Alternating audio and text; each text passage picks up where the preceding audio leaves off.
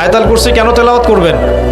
কারণ রাত্রেবেলা একজন মালাক বা ফেরেশতা আপনাকে পাহারা দিবে ইনশাআল্লাহ। আর পশ্চিমাদের দর্শন বলে দিলাম, ওরা কিন্তু এই অদৃশ্যের জগতে বিশ্বাস করে না। এই কারণে আমরা যারা অদৃশ্যের জগতে বিশ্বাস করি, আমাদেরকে এইসব সাম্প্রদায়িক শব্দ দিয়ে তারা সারা বিশ্বের বুকে আন্ডারএস্টিমেট করার চেষ্টা করেছে। এগুলো ধরতে হবে। এগুলা সামনে আসেন। এখন কুরসির পরে কি আছে? এই কুরসির উপরে আছে একটা মহাসাগর। কি আছে? মহাসাগর। নাসা কি বলেছে এখন পর্যন্ত? এই জন্য আমরা কেউ বিশ্বাস করি না। কালকেই যদি দেখবেন নাসা বলে দেয় হ্যাঁ একটা মহাসাগরের সন্ধান পাওয়া গেছে, পৃথিবী থেকে লক্ষ কোটি আলোকবর্ষ দূরে, নাম দিয়ে দিল যে .FM0000mm2, একটা নাম দিয়ে দিল। ওরা তো এরকম নাম দেয় আর কি, তাই না? বাস তখন কিন্তু দেখবেন সারা বিশ্বের মানুষ চোখ বন্ধ করে বিশ্বাস করবে। করবে কি না? আমরা কিন্তু আল্লাহর প্রতি চোখ বন্ধ করে বিশ্বাসের জায়গায় এই পশ্চিমাদের উপর এখন চোখ বন্ধ করে বিশ্বাস করি।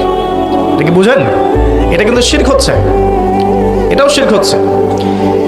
তো একটা কথা মিস করে গেছি, ইব্রাহিম আলাইহিস সালাম